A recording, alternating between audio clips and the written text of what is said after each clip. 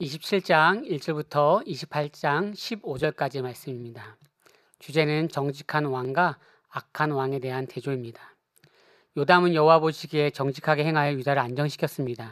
그러나 그 뒤를 이으는 아하스는 극심한 우상 숭배와 불신앙의 나라로 죄악 가운데 빠지게 했습니다. 그 결과 유다는 연이은 전쟁에 계속 패하게 되었습니다. 1절부터 9절까지의 내용들은 요담의 경건한 통치와 형통한 것에 대한 내용입니다. 요담은 25세의 왕이 되어서 16년 동안 통치했습니다. 그의 아버지 우시아처럼 여호와 보시기에 정직히 행했습니다. 성전 건축, 성읍 개발, 암몬과의 전쟁, 그 모든 것에 대한 번영이 있었는데요. 하나님 앞에 바르게 행하고자 하는 그 중심이 있었습니다. 하나님은 겸손히 행하며 하나님 앞에 나아가려고 하는 이를 통하여서 형통한 아름다운 삶을 허락하십니다. 물론 지금의 고난과 아픔이 있다라고 해도 그것이 형통하지 않다라고 하는 그러한 논리의 개념이 아니라 하나님의 그 주권 속에서 살아가는 우리 모두가 형통한 삶의 연속성이죠. 28장 1절부터 8절까지의 내용들은 아하스의 불신앙과 나라의 몰락입니다. 아하스는 20세의 왕이 되었고 16년 동안 통치하였는데 악을 행했습니다. 우상을 섬기고 자녀들을 불 가운데 지나게 하는 몰렉에게 바친다라고 하는 사실 당시에 이방 나라들이 신을 섬기는 그러한 방식이었습니다. 블레셋과 아람에게 패하고 또 북이스라엘 또 에브라임에게도 패하는 그런 모습이 있습니다. 핵심적인 교훈은 불신앙은 공동체 전체가 위험에 빠지게 되는 어려움이 있다는 것이죠. 개인의 위기뿐만 아니라 불신앙으로 나아가게 된다면, 악평하게 된다고 하면 공동체 전체가 위험할 수 있다라고 하는 생각을 가져야 된다는 것입니다. 세 번째 9절에서 15절까지의 말씀은 하나님의 긍휼이 5대 선지자의 또 경고와 회복에 대한 것에 대해서 잘 나타나 있는 것입니다. 선지자 오댓이 나타나 이스라엘에게 경고합니다. 하나님이 유다를 심판하였습니다. 그런데 너희가 분노가 너무나 지나쳤다라고 하는 것이죠. 이것이 무슨 말이냐면 유다 백성들에게 하나님의 뜻이 있지만 그들이 교만하게 된다면 이방 나라를 통하여서 유다 백성들을 힘들게 합니다.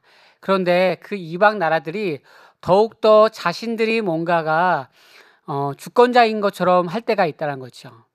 그래서 남유다를 또 힘들게 하는 북이스라엘이나 아니면 이방 나라들이 하나님의 뜻 가운데 그만큼만 해야 되는 것이 또 겸손으로 자리 잡아야 되는 부분들의 어떤 핵심적인 내용들입니다. 에브라임의 방백들이 동의하고 포로들과 전리품을 친절히 대하고 돌려보냈습니다. 원래 전쟁에서 이기면 전리품을 가져갈 수 있잖아요. 그런데 그렇지 않고 돌려보내면서 그가 하나님을 의지하려고 하는 그런 모습들이 있었던 것이죠.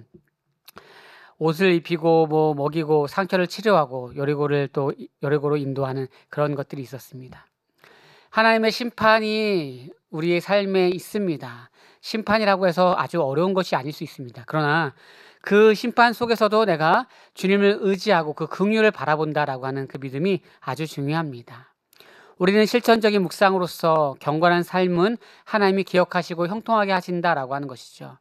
요담은 성전에 들어가지 않고 겸손히 하나님을 섬겼고 그 결과 국력이 강해졌습니다. 하나님을 온전히 따르지 않는 그런 삶에 대한 것을 얘기하고요.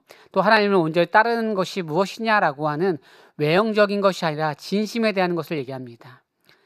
여기서 하나 살펴볼 것은 성전에 들어간다라고 하는 것이 양면성의 의미가 있는데요. 하나는 주님을 온전히 예배한다라고 하는 그 개념이 있고 또 하나는 그 위에 또 아버지와 또 아버지들이 성전에 들어가서 자신들이 제사장의 역할을 대신하는 그런 모습이 있었죠. 그것에 대한 위험을 감지하는 것입니다.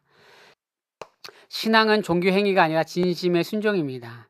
요담은 우시아의 실패를 되풀이하지 않기 위해서 성전에 들어가지 않는다. 이것은 예배를 드리지 않는다라고 하는 것이 아니라 이제 아까 얘기했었던 자신들의 조상들이 성전에서 자신들이 제사장의 역할을 마음대로 하려고 하는 것에 대한 것을 경고하고 좀 조심스러워하는 것이죠.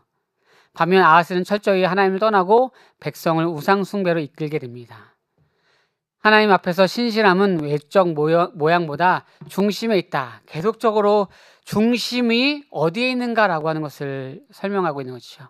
바라기는 우리 중심이 온전히 주님 앞에 있을 때 우리가 선한 인도하심을 받는다라고 꼭 기억하는 우리 모두가 되길 예수님의 이름으로 소망합니다.